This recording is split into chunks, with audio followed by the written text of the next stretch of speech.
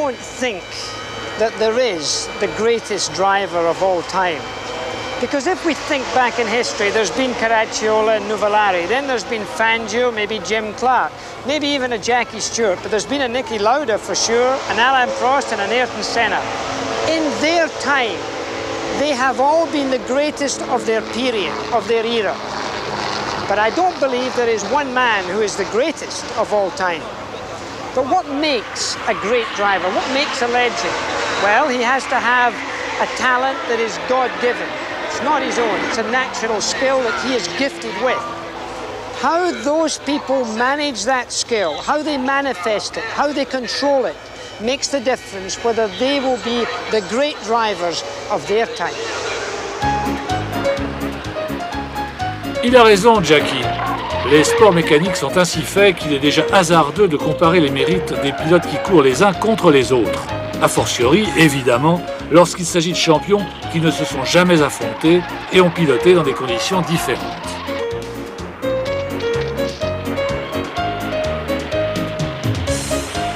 Par conséquent, impossible de dire que Georges Boileau fut le plus grand. Mais sans doute fut-il le premier, au temps des pionniers, à acquérir la stature d'un héros. Le plus emblématique en tout cas de tous ces pilotes intrépides qui se battent à l'aveuglette sur des circuits poussiéreux, au volant d'engins primitifs, dangereusement balourds et instables, mais déjà d'une redoutable puissance.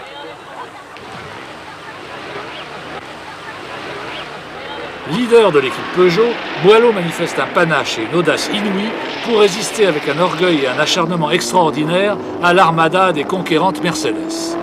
Ce duel franco-allemand culmina au Grand Prix de l'ACF à Lyon le 4 juillet 1914, où Mercedes inventa la tactique du lièvre et vint ainsi à bout de la résistance de la Peugeot. Quelques semaines plus tard éclata le conflit qui coûtera d'ailleurs la vie au vaillant Boileau aux commandes de son aéroplane. Quand la compétition reprend au début des années 20, les Français sont toujours au premier plan avec Delage et Bugatti, mais les Allemands, momentanément rentrés dans le rang, sont remplacés par les Italiens de Fiat et Alfa Romeo. Felice Nazzaro est alors le plus représentatif d'entre eux. À la différence de Boileau, Nazzaro est moins un battant qu'un fin styliste, sachant mieux que quiconque tirer le maximum d'une mécanique tout en la ménageant.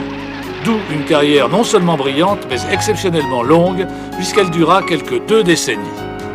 Nazzaro avait été le champion de Fiat, mais tandis que cette marque s'apprête à renoncer à la compétition au début des années 20, Alfa Romeo reprend le flambeau avec un formidable duo de pilotes.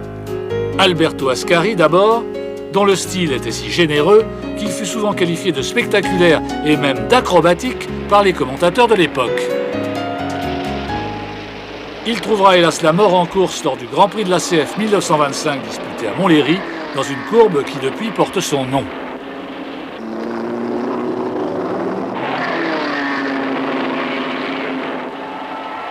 Giuseppe Campari, de son côté, rêvait de se reconvertir dans le bel canto, car il était fou d'opéra. Il en avait la prestance et peut-être même la voix. Surnommé le Noiro, en raison de son teint mat, il enleva sa plus grande victoire au Grand Prix de l'ACF 1924, où il battit Albert Divot et l'excellent Robert Benoît sur Delage, le meilleur Français du moment. Mais, comme son compagnon d'écurie, Campari mourra en course lors du sinistre Grand Prix d'Italie 1933, qui coûta aussi la vie à 2 autres pilotes, Borzacchini et Czajkowski.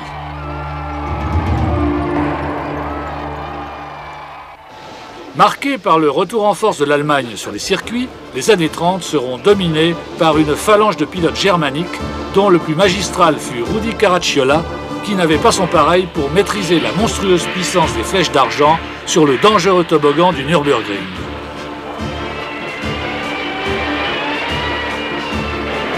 Son style était si élégant que son pilotage devenait presque ennuyeux à observer, tant il était infaillible et empreint d'une apparente facilité. Cela le rendait en particulier incomparable sur le mouillé et lui valut le beau surnom de maître de la pluie.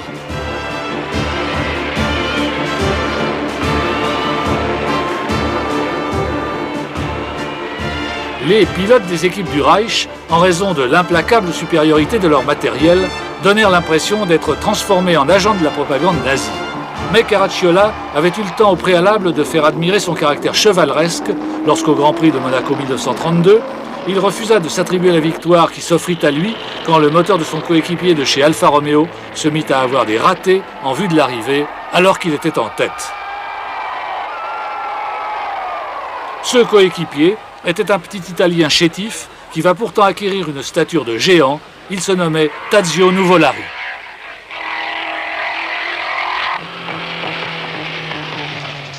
Un démon, disaient ses adversaires, qui se déclaraient persuadés que le pilote de Mantoue, pour montrer impunément tant d'extravagante audace, avait sûrement passé un pacte avec le diable en personne.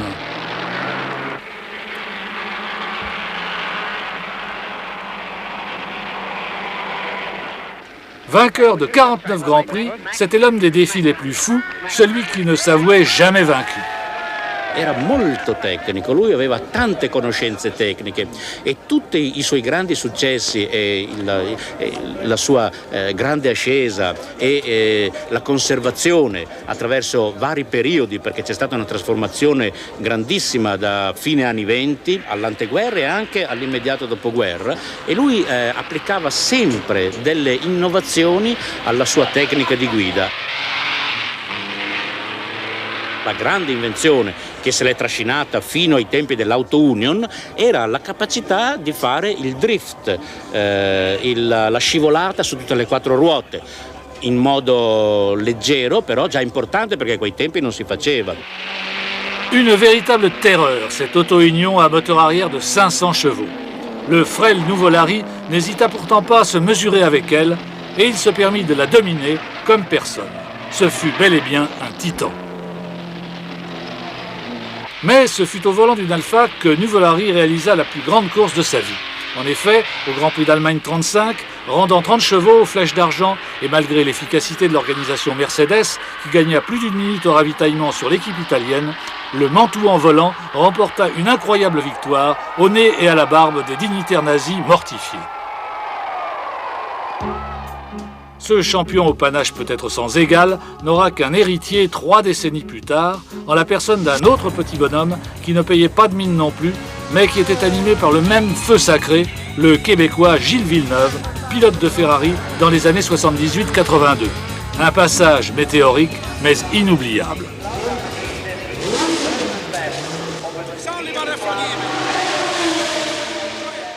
Di Gilles non si possa dire niente di più di quello che ha fatto vedere a tutti. Era molto generoso, un uomo di grande talento naturale e di grande coraggio, molto semplice, sempre all'attacco, anche quando doveva girare per strada per andare a prendere il gelato, andava forte, faceva i testacoda, si divertiva. Principalmente si divertiva a fare il pilota. Le tempérament de battant de Villeneuve est resté fameux. Io penso che per gli episodi che lui ha saputo far vedere agli altri, Gilles sia già un pilota di leggenda. Io voglio ricordare l'episodio, lo chiamavano il pilota volante, perché ha fatto un mare di incidenti all'inizio quando imparava. L'episodio di Zandvoort quando è rientrato al box su 3 ruote.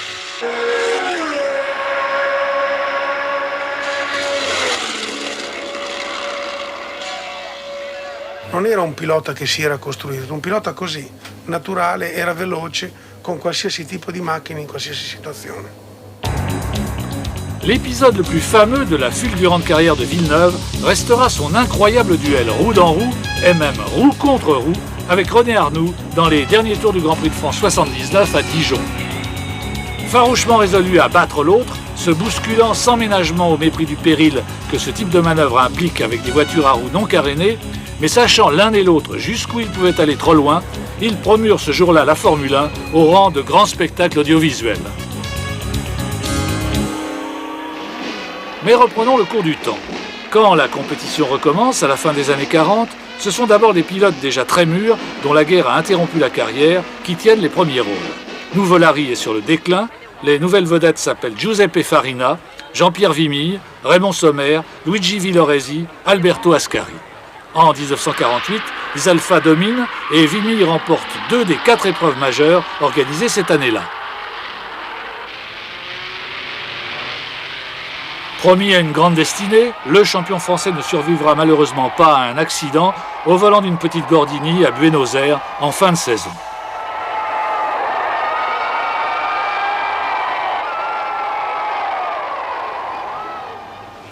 C'est aussi d'Argentine, car il est celui qui va devenir dans les années 50 le pilote le plus illustre, sinon le plus grand de tous les temps, en s'attribuant 5 titres mondiaux, record toujours à battre.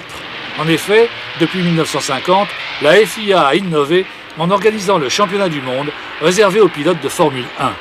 C'est d'abord l'expérimenté Farina, le premier pilote à adopter une position de conduite à bras tendus, qui va en profiter en gagnant le championnat inaugural devant Fangio.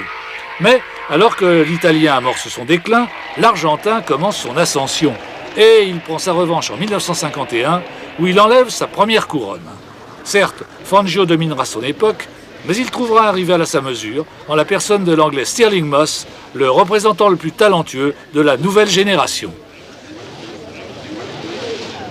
Yo vi a Moss, primera vez que vine a Europa, él era un jovencito, su padre le autorizaba las carreras, lo vi correr en Monza y me llamó mucho la atención cómo se arrimaba a las curvas y frenaba a último momento.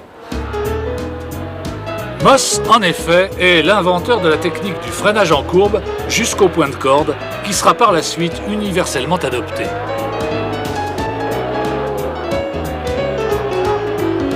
Pur produit de l'école britannique des Racers 500, c'est un pilote aussi persévérant que brillant, qui après des débuts difficiles au plus haut niveau au volant de voitures anglaises surclassées, sembla destiné à devenir le numéro 1.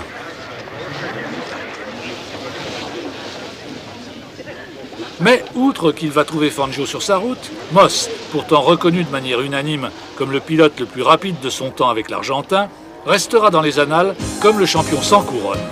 Malchance, en partie, mais faute d'un caractère trop indépendant et trop nationaliste, qui l'amènera parfois à moins bien conduire sa carrière que ses voitures et à opérer des choix inopportuns qui le condamneront à l'échec. Dommage, car quel talent!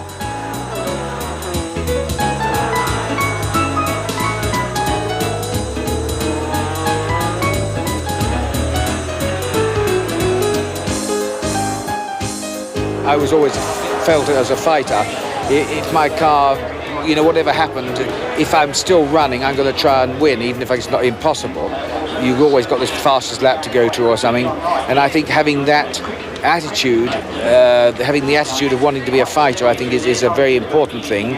There are things that I don't know if Fangio had them or not. He was so good, one doesn't really know whether he was a fighter or whether he wasn't. L'un des plus grands exploits de Stirling Moss fut sa victoire à Monaco en 61, au volant d'une Lotus surclassée par les Ferrari en puissance, qu'il conduisit de main de maître pour tirer profit de son agilité. Moss réussit souvent des coups extrêmement brillants, passa parfois tout près du titre, mais il échoua 3 années de suite au championnat derrière Fangio et perdit le titre pour un seul point contre Hawthorne en 58. Fangio ayant pris sa retraite, on crut qu'il allait lui succéder, mais il se condamna en choisissant de ne plus courir dans des écuries d'usine jusqu'à ce qu'un grave accident à Goodwood mette un terme à sa carrière. When I went to try myself out, my lap times around the circuit were reasonable, but I could see that what had before been normal and natural to me was not. I mean, I go into a corner and suddenly think, my God, I must brake now. I must get over here. I had to work out what I had to do, whereas before it had all been natural. And I felt it was unrealistic to continue.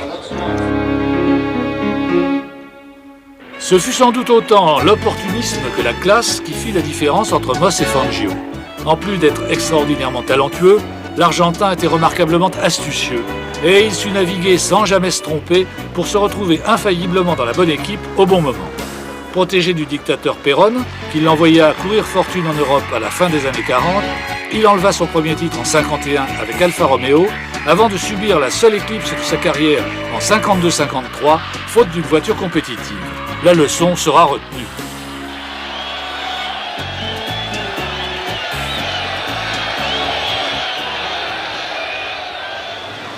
Le passage à vide s'achève avec l'engagement en 54 comme leader de l'équipe Mercedes, qui effectue son retour en Grand Prix avec des voitures très avancées qui vont surclasser leurs rivales.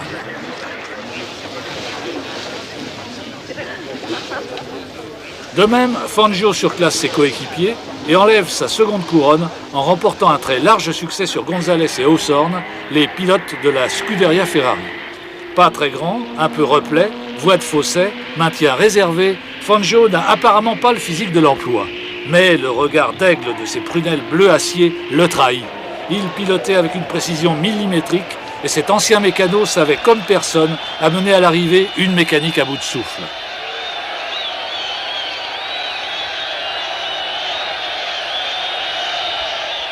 En 1955, il parvint à imposer sa loi à son nouveau coéquipier Stirling Moss, bien plus jeune, alors qu'il avait déjà largement dépassé la quarantaine. I remember going to Monte Carlo and Fangio did a one whatever the lap was, and I went out just after that. I took a 10th off, and I will do it. Came in, took my gloves off. He'd done another 10th off mine. Then I went out, took a 10th off his, and so on. So it went on till in the end Neubauer said, "Look, cut it out." The point is that whatever is possible, like Bannister did a 4-minute mile, he would have done a 3:59.9, and whatever you'd done, he could always do that fraction more. Fangio is without doubt the greatest driver who's ever lived.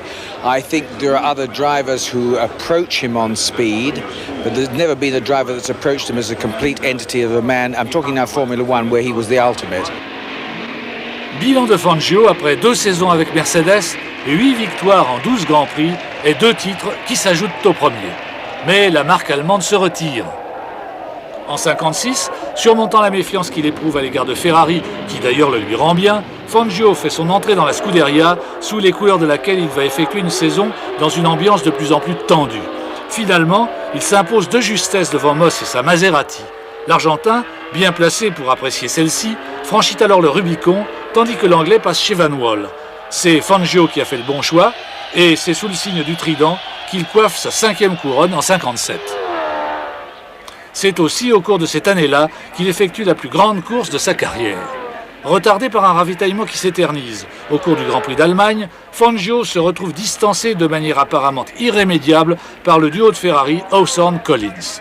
Mais le maestro, en état de grâce, va réussir l'impossible. Faisant littéralement voler sa Maserati dans les méandres du Nürburgring, il fond sur les Ferrari, les rejoint, les dépasse et, contre toute attente, leur ravit la victoire. Un exploit d'anthologie que seul un champion d'exception était en mesure de réaliser.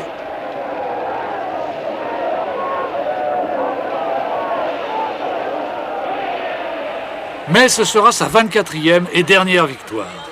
L'exaltation retombée, le 5e titre assuré, le quadragénaire, qui n'a rien perdu de ses qualités, repart pour une nouvelle saison en 58, mais le cœur n'y est plus.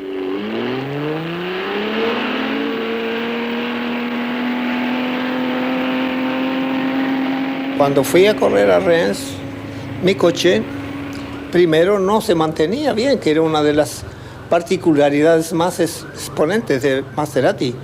Entonces yo pregunto a Guarino, ¿qué pasa con el coche que no se tiene? Dijo, cambiamos los amortiguadores. Pero ¿y por qué? Si los otros andaban bien. Me dijo, no, porque estos pagan.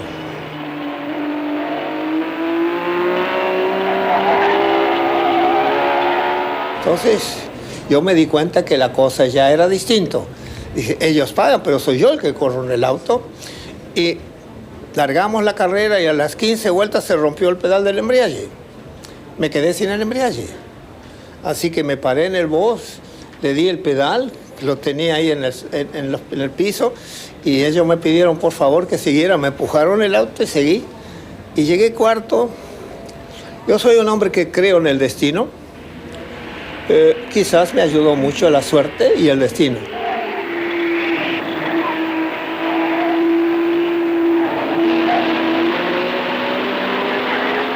Y ya tenía más de 46 años. Ya tenía que esforzar más que los jóvenes de 20, 25, 22. ¿No? Así que esa fue una decisión que tomé en ese momento y nunca me arrepentí de eso. Usted sabe que siempre está quien lo alaba, quien le dice, sos el mejor, a vos sos imbatible, y el peligro es creerse que es el mejor. Claro, así que esto, dije, es el momento oportuno para dejar las carreras. Juan Manuel se retire donc en pleine gloire, ce qui lui vaudra, avec son prodigieux palmarès, de devenir la figure emblématique du pilote par excellence. Et tu te prends pour Fangio, plus de 3 décennies après, l'expression est toujours en usage. Arrivent alors les 60s qui vont être marqués par l'avènement d'un archange de la vitesse, Jim Clark. La classe faite pilote. Sa mise en action instantanée au départ d'un Grand Prix est le pendant de son ascension au firmament du sport automobile, météorique. Jim Clark was first and foremost a Scottish farmer. He really wasn't made to be a racing driver. He was introverted, he was shy, he was really a man who felt more at home on his farm, on his land, with his sheep and with his farm workers and fellow Scots. Mais Clark possédait un talent naturel unique qui trouva, pour s'épanouir, son Pygmalion en la personne de Colin Chapman, le constructeur des Lotus. Ensemble, ils vont faire des miracles. Pur produit de la Formule Junior, Clark sera le premier grand champion de l'ère contemporaine de la Formule 1 à moteur arrière.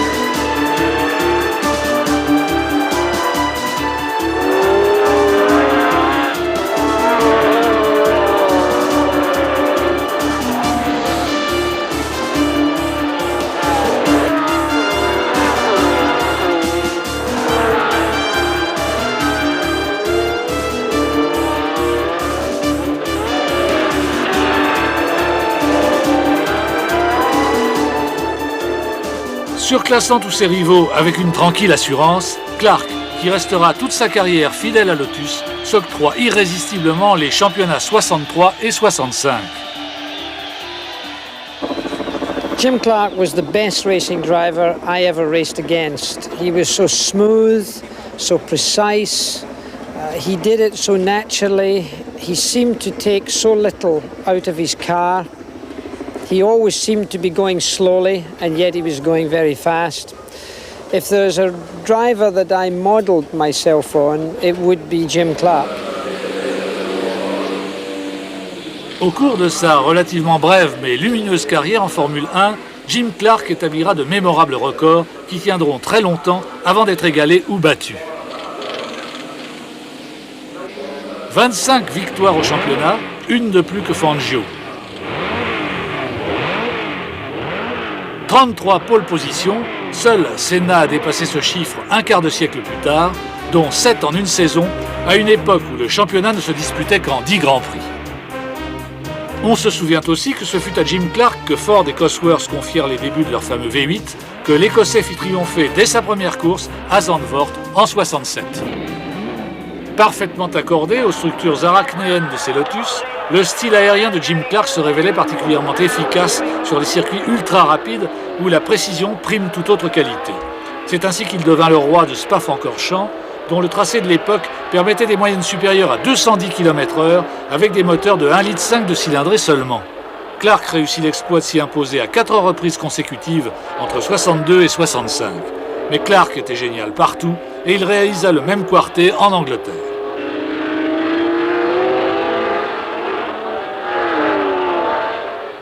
Jimmy termina en trombe la saison 67 sur 2 victoires consécutives aux États-Unis et à Mexico. Clark, Chapman, Duckworth, le trio était magique et semblait promis à un avenir encore plus brillant. Un pilote qui avait la grâce, un constructeur et un motoriste qui avaient du génie, cette association avait tout pour se montrer irrésistible et établir une longue période de domination sur la Formule 1, même si l'Écossais laissait entendre qu'il avait de plus en plus envie de se retirer dans ses terres. Le titre 67 lui échappait au profit de Ulm, mais une 3e couronne lui semblait promise pour la saison suivante.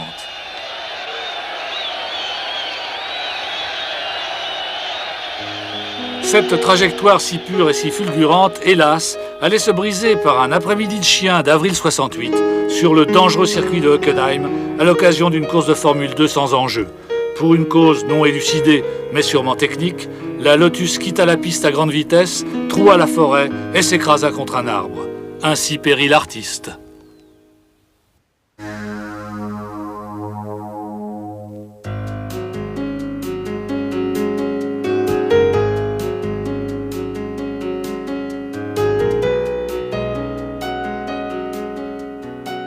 Jim Clark avait été le dernier des grands gentlemen drivers qui coururent pour l'amour et le plaisir de piloter plutôt que pour s'enrichir. Jackie Stewart, qui va lui succéder, l'a bien connu. Only in his last year did he really develop as a personality in himself, and only late in his career did he have any real confidence, or did he recognise his real superiority as a driver. So he was really a contradiction to the modern Grand Prix driver. He was entering a period of his life where he would have had to change enormously, and I'm not sure he would have been prepared to do that. Ainsi s'achève la période romantique de la course. En 68, l'ère du sponsoring s'ouvre, Clark, Stewart, un Écossais succède à l'autre. Mais cette continuité n'est qu'apparente car les tempéraments des deux champions sont très différents et c'est autant par son professionnalisme exemplaire que par sa grande classe que Jackie Stewart va dominer son époque. Today the sport gets to a much wider public because companies who are using motor racing to attract attention to their products have gone out, have advertised, have projected motor racing to a new group of people. Motor racing used to be a very small interest group. Today, the whole world knows about motor racing. Si la carrière de Stewart en Formule 1 fut mise sur orbite en 68 par son association avec le constructeur de fusées Matra, elle fut indissolublement liée au team Tyrrell, sous les couleurs duquel elle se déroula presque en totalité. Mais le tandem Stewart-Tyrrell fonctionnait sur un registre différent du duo Clark-Chapman. Moins de génie, d'audace, de panache sans doute, mais davantage de rigueur, d'assiduité, de pragmatisme peut-être. Très conscient des risques qu'il courait, Stewart ne faisait confiance qu'à son mentor pour garantir la solidité et la fiabilité de ses voitures, comme pour l'aider à choisir les meilleures options tactiques ou stratégiques.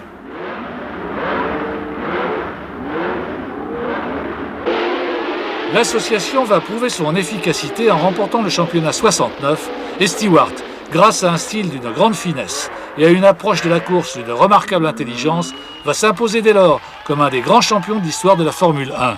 Professionnel assurément, mais amoureux de ses voitures aussi. Well, I think a racing car is something very special, almost in the breed of an animal. Not only is it like an animal, but it's also like a woman. It's very sensitive, it's very nervous, it's very highly strung. Sometimes it responds very nicely, sometimes it responds very viciously. Sometimes, to get the best out of it, you have to coax it and almost caress it to do the things you want it to do. And even after you've done all these things, and the car is doing exactly as you want it to do, it will immediately and with no warning change its mind and do something very suddenly, very abruptly. Certaines voitures sont des garces pourtant, même pour les meilleurs amants, et au volant de la médiocre March, l'Écossais ne put garder son titre en 70. Mais Stewart et Tyrrell tireront la conséquence de cet échec. Désormais, ils construiront leur voiture eux-mêmes et leur décision s'avérera fructueuse puisqu'elle sera sanctionnée par 2 autres couronnes en 71 et 73. Jackie atteint alors son apogée. Pourtant, il ne fait pas l'unanimité parce qu'il entreprend une croisade pour l'amélioration des aménagements des circuits qui lui vaut de nombreux détracteurs. Petit à petit, l'idée de la retraite s'insinue, ainsi que celle de former un élève à son image. Et c'est ainsi qu'il va devenir le Pygmalion de son coéquipier François Sévère, avec lequel s'instaure une relation d'amitié comme on en vit rarement dans ce sport, qui a plutôt tendance à exacerber les rivalités. The next big long one, if you gear it for third gear, where else will you use third gear? Just there, because if you go around this double right, you have to put third between this and the S's. Avec une triple couronne et 27 victoires, Stewart, poussé par sa femme Helen, est décidé à se retirer à la fin de la saison 73. Mais, in extremis, le drame va tout de même l'atteindre. I suppose I had been involved in many motor racing accidents, had seen many people die and have certainly lost many friends. But Francois' accident really was the last straw. It was the last thing that could happen to me really in motor racing. Give the car, it's not a nice impression, you know. See, all vibration. En effet, Sévère se tue aux essais du Grand Prix des États-Unis. Accablé, Stewart fit alors ses adieux en renonçant à disputer la 100e et dernière course de sa carrière. Il montra ainsi à tous ceux qui l'avaient critiqué qu'en plus d'un grand champion, il était loin de n'être que le professionnel âpre au gain et l'apôtre pleurnicheur de la sécurité que ses ennemis l'avaient injustement accusé d'être. Celui qui va prendre le témoin se nomme Niki Lauda. Ce fils de famille autrichien, distant, sarcastique, est un personnage encore moins romantique que Stewart. Exclusivement préoccupé d'efficacité, il sera d'ailleurs surnommé l'ordinateur. Après des débuts laborieux, ce pilote pas spécialement doué s'applique à démontrer que la méthode et le travail finissent toujours par payer.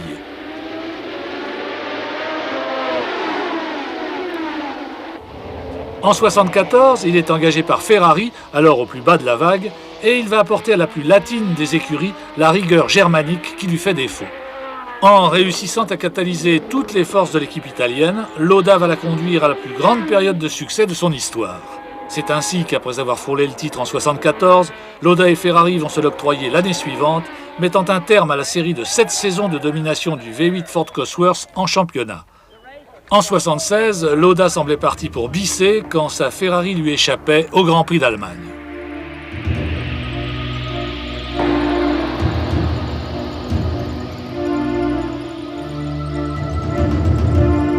Atrocement brûlé, il fait courageusement sa rentrée 6 semaines plus tard à Monza. Mais à peine rétabli, il n'est plus en possession de tous ses moyens, alors que le Britannique James Hunt a mis son absence à profit pour se hisser à son niveau au classement du championnat. When you have an accident like mine, I was running on reserve already, I would say the last 4 races, because I was nearly dead and it was not easy that year. So I came on reserve into a race where the conditions needed a strong man with all the reserves for this difficult decision to say, today it rains, I don't care, I'm still strong and I'm go for it. And then the condition got more and more difficult, so therefore I said, I'm too weak to take this extra shit with rain. So I said, no way. I was unlucky that after 15-20 minutes of terrible racing, the rain stopped. So, okay, I lost the championship, but I think the decision at that time was right and I would do it again. Et sur le circuit du Mont Fuji, noyé sous une pluie d'apocalypse, Lauda, mal remis de son voyage en enfer, craque et perd son titre. En 1977, cependant, il prendra sa revanche et recouvrera son bien. Mais il a aussi été blessé par le comportement des responsables de la Scuderia qui ont douté de sa capacité à revenir au premier plan et ont hâtivement engagé Carlos Reutemann, dont Lauda ne voulait pas comme coéquipier. Aussi, à peine le titre acquis, rompt-il avec dédain. If you come to the point where you come to a team and you see always the same faces and the same spaghettis and whatever, it's a pure, normal human reaction that sometime in life you feel for a change. Nothing against the Ferrari people. The main reason was simply that I was ready for a change. Le rusé Bernie Ecclestone n'a pas laissé passer l'occasion de s'assurer ses services et Lauda se retrouve au volant d'une Brabham.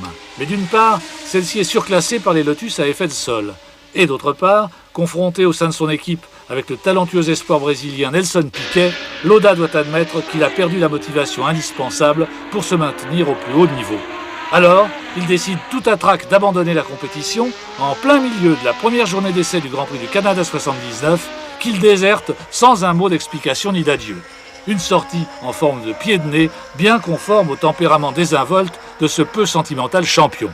Mais la relève est déjà prête. Bon, il y a un truc qu'il faut essayer, enfin que je voudrais essayer si on a le temps, c'est jouer sur les amortisseurs et sur la barre avant. Attends, je vais te demander, tu n'as pas du tout de pompage là? Non, pas du tout. Parce que René il pompe comme une vache. Pas du tout. En Formule 1, une ère nouvelle commence, celle du moteur turbo, sous l'impulsion de l'équipe Renault-Elf dont Alain Prost est le leader. Doté d'un profil de carrière idéal, qui l'a mené en 5 années de l'école de pilotage à la Formule 1, Prost va y remporter son premier succès à l'occasion du Grand Prix de France 81 disputé sur le circuit de Dijon. C'est aussi la première d'une extraordinaire série de victoires qui va lui permettre de se constituer l'un des plus beaux palmarès de l'histoire des Grands Prix.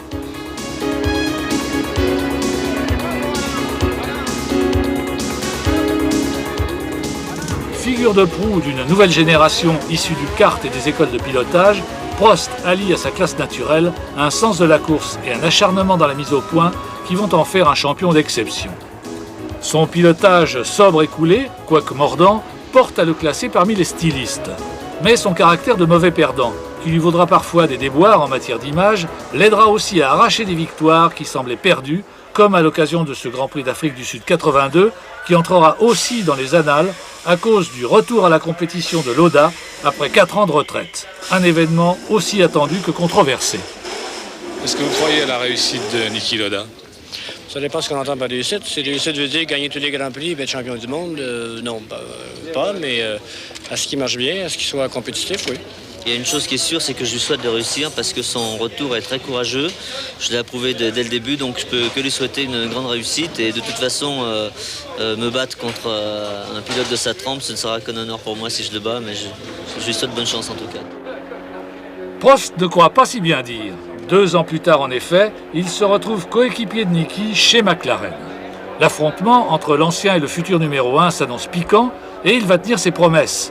Face au jeune loup Prost, né avec le turbo, le vétéran autrichien, contraint à réadapter son pilotage, ne va pas avoir la partie facile. Mais en usant à merveille de sa froide intelligence, Lauda, bien qu'il ne puisse rivaliser avec Prost en vitesse pure, va réussir à tirer son épingle du jeu. Exploitant au maximum son expérience de la course et quelques erreurs de jeunesse de son coéquipier et rival, l'Autrichien parviendra à le précéder d'un museau à l'issue d'une captivante course au titre qu'il remportera par la plus petite marge imaginable, un demi-point à l'arrivée de l'inoubliable Grand Prix du Portugal 84, qui voit donc Lauda réussir un comeback historique en saignant sa 3e couronne.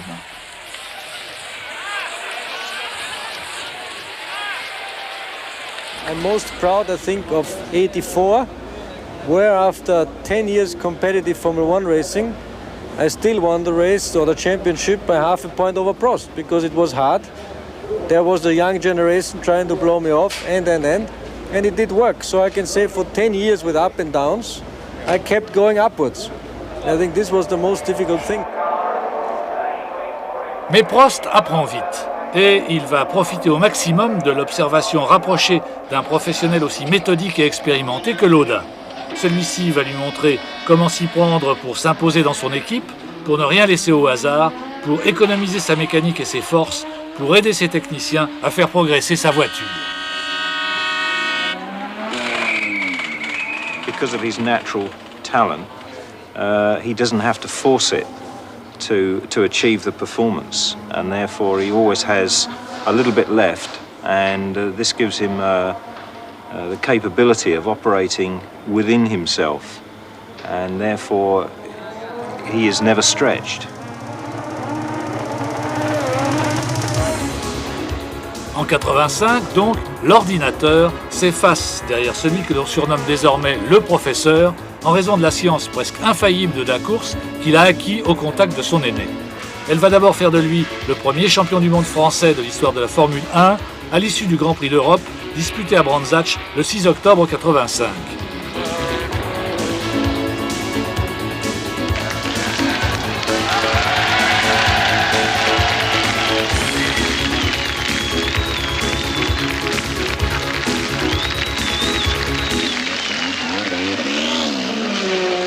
Perfectionniste et travailleur impénitent, le nouveau numéro 1 n'en est pas moins d'un tempérament plus latin que son prédécesseur, notamment dans son rapport à l'automobile. Ma voiture, j'ai l'impression de toujours faire corps avec. Je sais pas comment dire, mais c'est pas comme une personne, comme un être humain, mais c'est quelque chose de très dangereux. Mais j'essaye de la dominer, mais c'est souvent elle qui me domine. Et on a une relation un petit peu bizarre ensemble, mais pour moi, c'est un bijou. Mais Prost est surtout devenu un implacable calculateur, ce qui va lui permettre de ceindre sa 2e couronne en 1986, malgré une mécanique notoirement inférieure à celle des Williams-Honda. Tandis que Mansell et Piquet perdaient des points dans la course au titre en se laissant aller à une stérile rivalité, Alain, rusé et persévérant, exploitait au maximum les moyens dont il disposait et, tirant les marrons du feu dans une finale à suspense au Grand Prix d'Australie, il coiffait magistralement ses 2 adversaires sur le poteau. Il va ainsi devenir l'incontestable champion de la Formule Turbo, c'est-à-dire des années 80, période au cours de laquelle il établira une moyenne de plus de 4 victoires par saison, soit le double exactement de Piquet et Senna qui, en dehors de lui, furent les pilotes qui gagnèrent le plus de courses durant cette décennie. Il remportera aussi 2 titres consécutifs en 85 et 86, avant de perdre sa couronne en 87 face à la montée en puissance des Williams-Honda et des Ferrari. Mais non sans panache, comme lors du mémorable Grand Prix du Portugal, où il remporta sa 28e victoire et battit le record de Stewart. C'était le type de course où on doute jamais, où on sait que normalement tout doit aller très bien jusqu'au dernier tour. Même quand j'étais deuxième derrière Berger et qu'il restait peu de tours, je pensais que soit j'allais le rattraper doublé, soit il allait faire une faute. J'étais vraiment très confiant. Berger, poussé dans ses derniers retranchements par l'implacable pression exercée par Prost, doit s'incliner en vue de l'arrivée.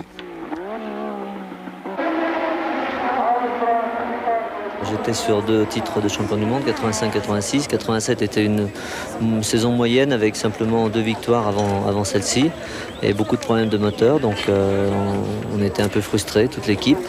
Et cette course, c'était, je crois, comme un championnat, peut-être même plus. Prost passe donc le pouvoir à Piquet, mais temporairement, car en 88, McLaren chipe le tout-puissant Honda à Williams. Cela ne suffira cependant pas aux Français pour reprendre sa couronne. En effet, s'il peut de nouveau s'appuyer sur une mécanique dominatrice, il doit désormais compter avec un rival qui va le contester au sein même de son équipe. Il y a 2 sortes de concurrents. Il y a l'adversaire qui est dans une autre équipe et il y a le coéquipier qui est aussi lui un concurrent. C'est souvent celui-là le plus redoutable, car c'est c'est l'étalon. Il s'agit d'Ayrton Senna, l'étoile montante, avec qui la cohabitation chez McLaren s'avérera très orageuse. Contrairement à Lauda en 85, qui se savait en fin de carrière, Prost refusa en effet de s'avouer moins rapide que le nouveau venu, et il s'ensuivit un duel sans merci qui finira par tourner à l'aigre. Après que Senna se fut emparé du titre 88, Prost prendra sa revanche en 89 à l'issue d'un accrochage entre les 2 coéquipiers à Suzuka dans des conditions litigieuses qui provoqueront son départ de chez McLaren.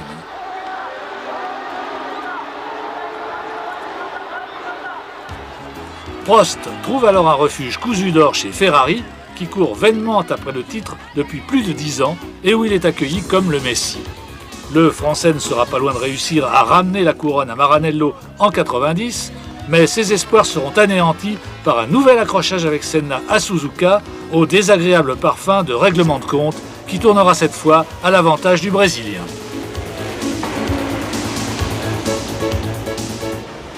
Limogé par Ferrari en 91, Prost disparaît temporairement de la scène et abandonne cette fois sans combat le numéro 1 à Senna. Brésilien comme Fittipaldi et Piquet, Senna s'est révélé au volant d'une modeste Toleman lors du Grand Prix de Monaco 84, disputé sous un déluge et interrompu au moment où, à l'issue d'une fulgurante remontée, il faillit battre Prost. Aussitôt recruté par Lotus, ce surdoué va s'imposer sans délai comme le nouveau phénomène du sport automobile.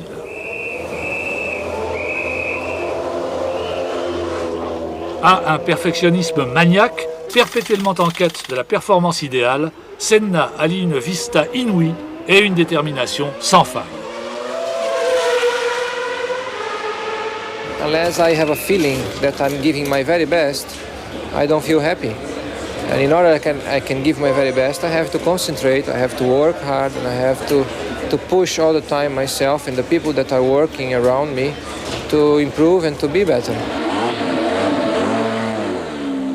Il va d'abord devenir le plus grand chasseur de pole position de l'histoire. Personne, en effet, ne sait comme lui exploiter à fond l'adhérence phénoménale mais éphémère d'un train de pneus de qualification, ni se frayer son chemin en doublant avec un aplomb sans pareil. Combinée à un mysticisme avoué, cette farouche résolution dérange quand elle ne fait pas peur.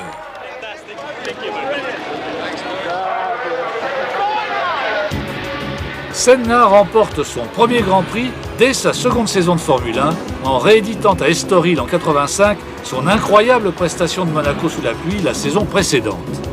Il met à profit la piste détrempée pour surclasser tous ses rivaux, complètement désemparé dans ses conditions de course dantesques, et gagne ce jour-là le surnom de Magic qui ne le quittera plus. Mais il doit autant ses résultats à son rigoureux esprit d'analyse qu'à sa témérité et à son assurance. Il a un talent naturel énorme, il a l'intelligence, il a la jeunesse, il a la sensibilité pour les réglages, que ce soit moteur, que ce soit châssis. Je pense qu'il a vraiment tout ce qu'il faut pour être champion du monde. Il sera champion du monde. En 88, Senna est engagé chez McLaren, où Prost règne alors sans partage et l'attend de pied ferme en terrain conquis. Le Brésilien a tout à apprendre pour s'imposer dans sa nouvelle équipe. Mais en dehors de son extraordinaire talent, il arrive avec un atout, la cote d'amour que son perfectionnisme toujours insatisfait lui a acquis chez Honda. Les techniciens japonais sont devenus des fans de ce pilote non seulement avide de succès, mais de communication, qui ne mesure jamais le temps qu'il leur consacre et qui n'a pas son pareil pour les aider à progresser.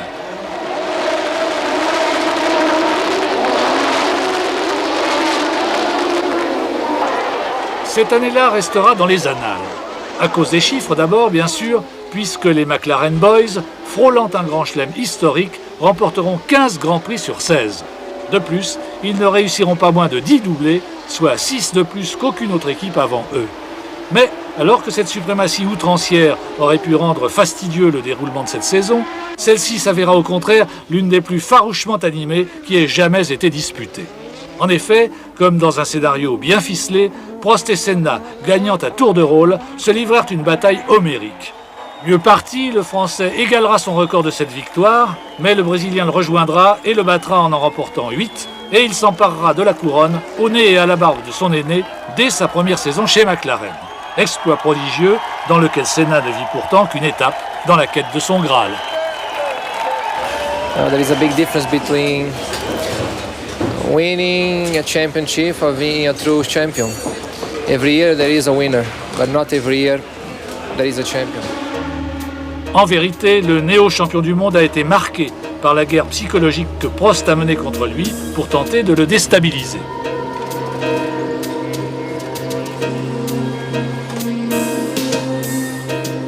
What can disturb the image of a champion is polemics and antagonism coming from people who cannot accept being defeated and trying to find excuses when they lose instead of recognizing that they have been beaten. That can make a lot of distortion. Prost, passé maître dans l'art de manipuler les médias, a entrepris une campagne pour convaincre l'opinion que son équipe favorise son rival à ses dépens.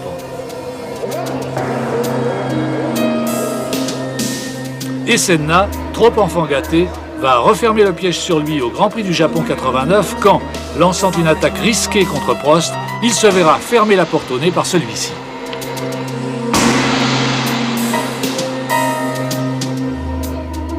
C'est le tollé contre lui. Alors que les responsabilités sont partagées, tout le monde l'accuse. Il est disqualifié et perd non seulement son titre, mais son honneur. Mortifié, persuadé d'avoir été victime d'un complot, il se lance dans une vaine croisade contre le pouvoir sportif.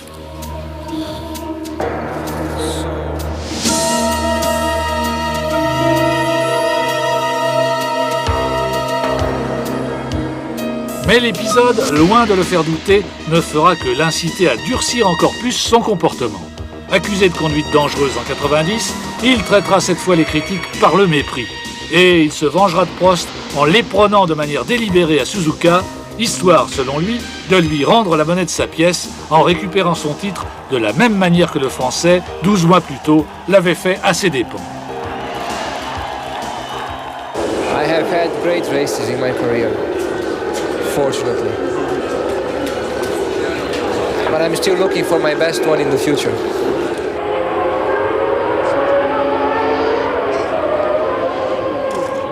Un avenir qui s'est déjà orné d'un 3e titre en 91 et qui pourrait lui permettre d'égaler, sinon de battre, le fameux record de Fangio, le champion aux 5 couronnes.